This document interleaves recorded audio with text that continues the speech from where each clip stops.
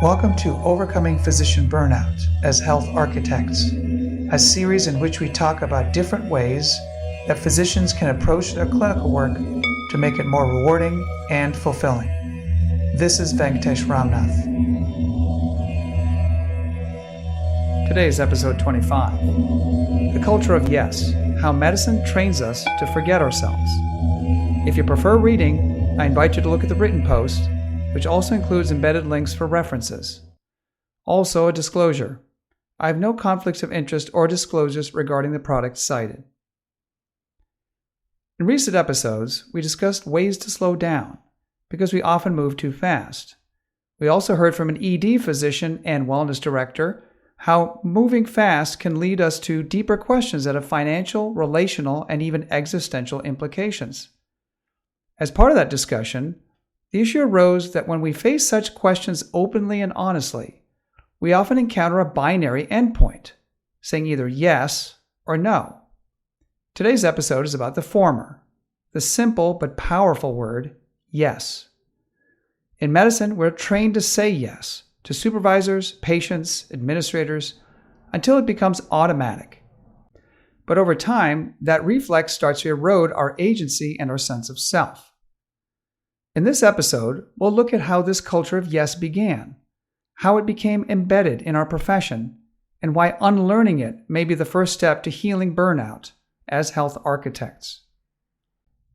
The tendency to say yes in our work is part due to expectations taught in medical school and training.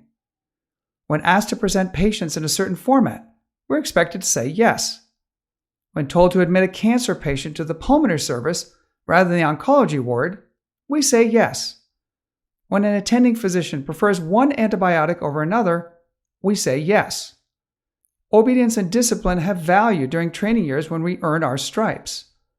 But this internalized tendency to say yes permeates our participatory knowledge, that is our lived experience, and our behavior as physicians long after we finish training. When asked to take an extra shift by our chief, we say yes. When more patients show up right before a shift or clinic session concludes, we say yes. When more administrative tasks are assigned, we say yes. When more training modules appear in our queue, we say yes.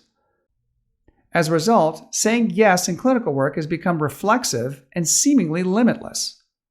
So how do we change the yes paradigm? Well, step one is understanding where the desire to please or appease comes from in the first place. One factor is the complexity of social behavior.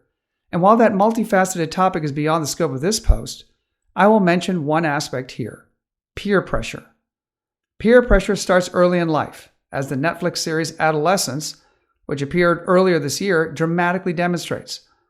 But it often persists into our work in medicine as adults. We don't want to let our colleagues down, many of whom are friends as well. We align with hierarchical norms determined by those with seniority or expertise, going with the flow, as one OB/GYN physician once told me. This often comes in the form of taking steps we may not necessarily agree with, to avoid nasty looks, being branded as a prima donna, or being typecast as not a team player. But to understand how the yes-no dichotomy became embedded in the broader phenomenon of physician burnout, we have to dig deeper into societal norms that evolved over history. Remember that Herbert Freudenberger and Christina Maslach described burnout in the 1970s as a socio-cultural phenomenon in the aftermath of World War II. After years of suffering, during which basic needs and pleasures were sacrificed, self-gratification went on the ascendant. Many wanted creature comforts and conveniences in a way that put wartime misery in the rearview mirror. And who could blame them? People finally started feeling good for a change, and they started demanding more and more from the country's post-war abundance. In the U.S., the result was what John Kenneth Galbraith called the affluent society. The problem came when those voracious desires hit their inevitable ceiling. Along the way, the dopamine burst hit a wave of diminishing returns. Human service workers in particular, such as law enforcement, counselors, teachers, lawyers, and physicians, were those who felt this most acutely. Their clients became increasingly demanding, narcissistic, and isolated as they demanded longer lives, less pain, and less interference with their wishes and whims. In response, the researcher Wilmar Schofeli describes how the societal status of these professions consequently faded as their clients' sense of entitlement rose. Human service workers had to do more to satisfy their clients' growing needs, while they received less respect and reward in return for such services. In other words, these professionals felt they had to say yes more and no less. Nowhere was this truer than in medicine. From pain relief to life-saving surgeries, patients demanded that physicians say yes to everything. Surgery? Yes. Pain control? Yes. Chemotherapy? Yes. An MRI for back pain? Sure. The medical establishment reinforced this mentality of yes by selecting and training individuals with personalities that suited this role of appeasement. People-pleasing tendencies and perfectionism went hand in hand. Saying yes shielded us from funny looks from supervising professors and assured us stellar letters of recommendation for a job well done. Our lens was directed outward. Satisfying others' needs, often by surrendering our own, was the best way to gain validation and approval. Self-compassion wasn't even a thing then.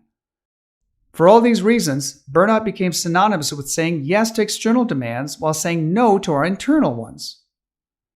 To be sure, my depiction of yes and no responses is not without its limits. Of course, life in medicine is more complex than my simplistic binary approach would imply.